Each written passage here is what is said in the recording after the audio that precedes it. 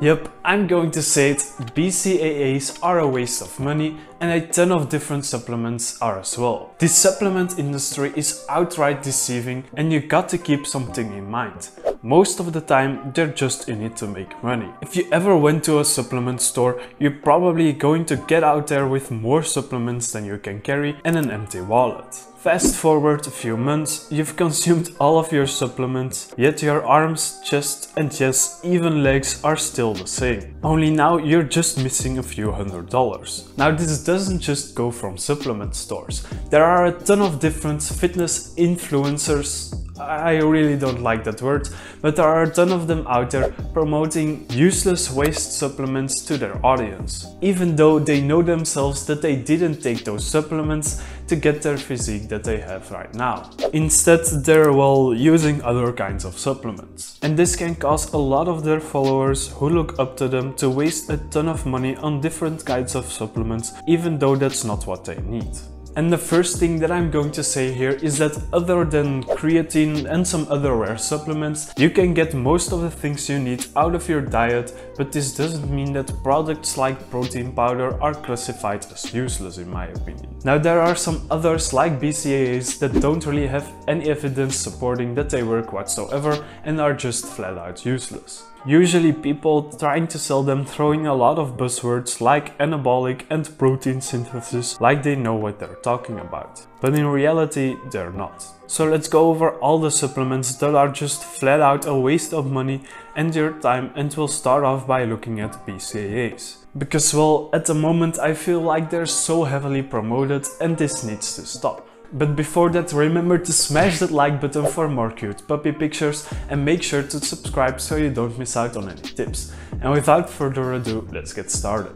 First, we've got to understand that protein is basically built out of amino acids. Now BCAAs, or branched chain amino acids, are often said to be important because they contain a few amino acids that are said to be important for muscle growth, namely leucine, isoleucine and valine. So they should work, right?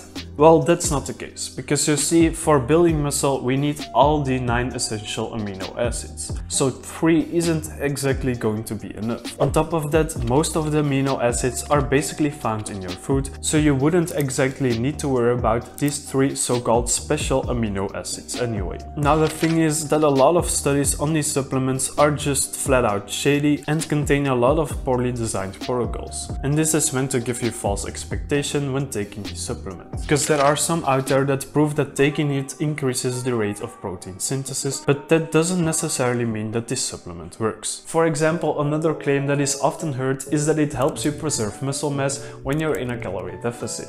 But in fact, this study proves otherwise. The thing you need to keep in mind is that these studies are often funded by the supplement company itself, and they wouldn't really try to bring down their own product. And something that they also like to say a lot is that taking BCAAs during your workouts can make you stop being catabolic. Catabolic meaning that you're sort of losing muscle mass. But this wouldn't be the case anyway if you've consumed some protein before your workout, and even then what matters most is that you get your daily protein intake. They also don't reduce muscle soreness as shown in this study, so basically they don't do anything of the claims that they say that it does. Simply put it, if your diet isn't just drinking water and eating sand, you don't need to take BCAAs. If you need more protein, you're probably best off using protein powder, because studies have shown that this beats BCAAs. Next up, we've got mass gainers, and this is probably one of the products that is most sold to those skinny guys looking to build muscle, or just your average bro in the gym that thinks it will get them jacked. The truth is that it's just the same as protein powder, just with extra sugar.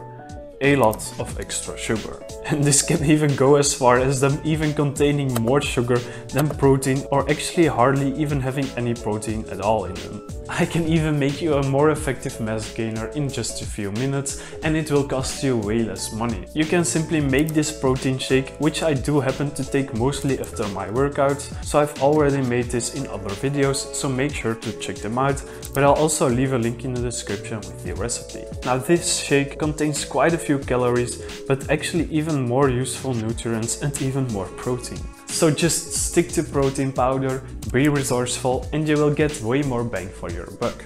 Now next on the list we got glutamine. And this is also just one of the amino acids that theoretically does work, but in reality it's just not. It's often said to help you preserve muscle, meaning that if you're in a calorie deficit, this would help you maintain muscle mass. In theory, yes, it works, but in reality, studies have shown over and over again that it's just pretty much useless when it comes to muscle growth and such. This study, for example, found that most of the glutamine is actually absorbed in your gut and doesn't even get close to reaching the muscle. So it might be good if you're taking it for your gut health, but it definitely won't do anything for you in the gym. And next up we've got multivitamins. A lot of people take them and spend thousands of dollars in their life supplementing something that doesn't actually work. A systematic review looked at multiple studies, some including 12 years, that showed that they didn't have an impact whatsoever on your health. And this is probably because the dosage of some vitamins are just simply too low. Instead, spending that money on fruit and vegetables will give you far better results than relying on those pills that probably won't even get absorbed that well into your body. They even mentioned that some might even cause harm to your body,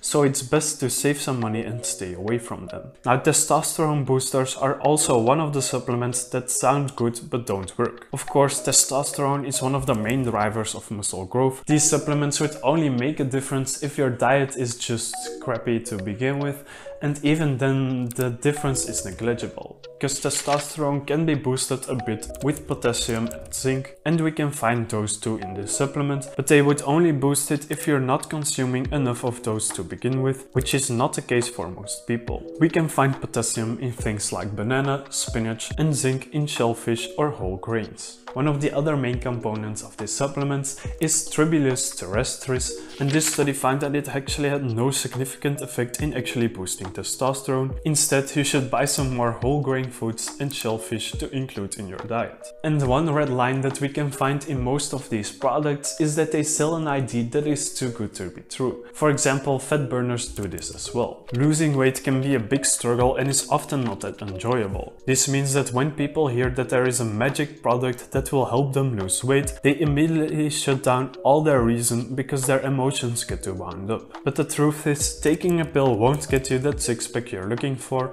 a proper diet will. Now you might think, well, there isn't really any downside to it, so why not? Now, fat burners aren't really exactly well regulated before they hit the shelves in the market. There even have been instances where they were removed because they were too harmful. Now, what exactly do most fat burners contain?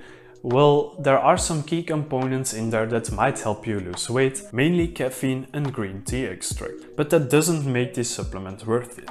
Instead, you're probably best off just drinking a cup of coffee and some tea, since caffeine does seem to help with fat loss, since it helps increase energy expenditure by a little and helps decrease your appetite. Drinking a cup of coffee will be less expensive in most cases and won't exactly cause harm to your body like some of these supplements might would. But eventually a calorie deficit is the only thing that's going to help you lose weight, so that's why I highly recommend that you watch this video right now if you're looking to get rid of that fat. That being said, if you want me to make a video on supplements that do actually help you with your fitness results, please make sure to smash that like button and subscribe so you don't miss that video. Also, let me know down in the comments below if you think that I missed another supplement, and I'll see you guys later.